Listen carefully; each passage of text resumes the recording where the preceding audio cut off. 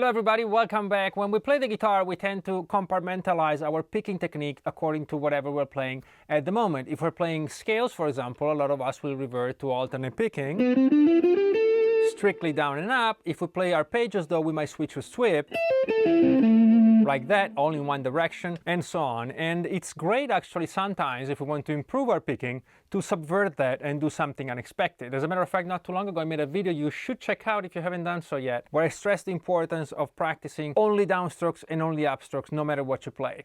It's not easy, but it's certainly very useful. And today we're going to do something along those lines, but actually quite different. We're going to take the quintessential arpeggio sweep picking technique and we're going to play it all with alternate, which is really counterintuitive. To do that, we're going to figure out some small exercises with arpeggios. I'm going to show you all of them, of course, with tab and everything. And then we're going to put them all together into the harmonization of a full scale. And it sounds actually quite beautiful. The scale I chose for this video is D major. The reason is that we start kind of low on the fretboard and we can work our way up without going too far up. To do that, we need major arpeggios, minor arpeggios, and diminished. So we're going to start with the major arpeggio shape we're going to use. I'll demonstrate it here in D, so on the 5th fret of the 5th string. It's 5, 4, 2, 3, 2, and 5. Now if we simply go up and down,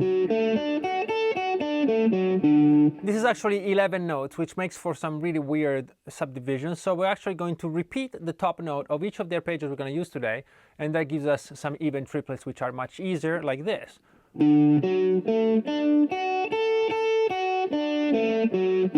Right? And you can see that I'm only using alternate. I have a close-up for you shortly. And this major chord, like in every major scale, will work for the 1st degree, and then the 4th and the 5th, which means that in the key of D, we're going to use this in D, in G, and in A, because these are the 3 chords that are major in the key of D. So before we continue, we're going to make a little loop of this, a little exercise, and so you can practice without having to worry about so many different chords. We're going to play 1, 4, 5, 4, and then you can start over on 1 and repeat.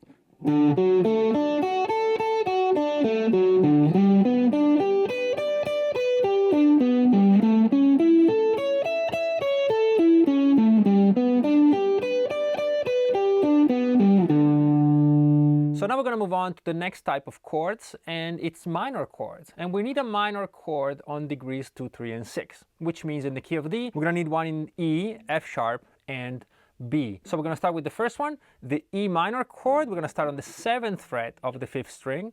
And here's all the notes: 7, 5, 4, 5, 3, and 7. Repeat the top one. And this is our E minor arpeggio, and again we can use it in 3 instances. So E, F sharp, and then B all the way up here on the 14th fret, like that. Again, we're going to put it in a loop and work on our minor arpeggios by themselves just to get used to the technique and the fingerings, and here's how it sounds.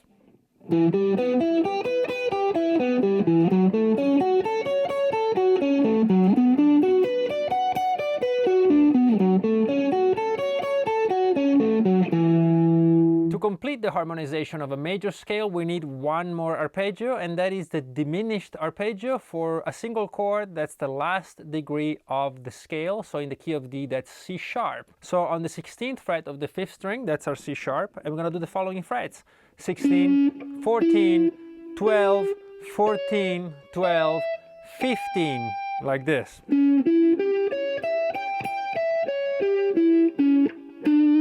And leads nicely into the 1 again.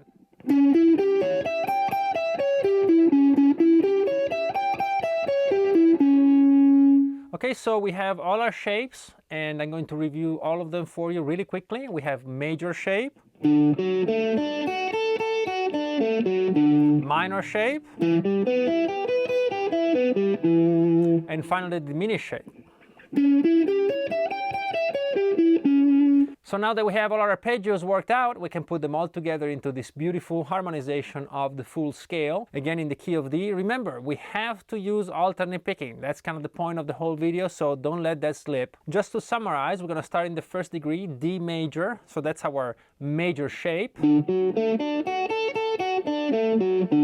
Chords 2 and 3 on E and F sharp are minor, so we're going to switch to that fingering and repeat. Now 4 and 5, we go back to major, which are G and A. G and A. We're back to minor for a single chord, B minor on the 6th degree. And the last one is C sharp diminished. And we finish on the 1 again.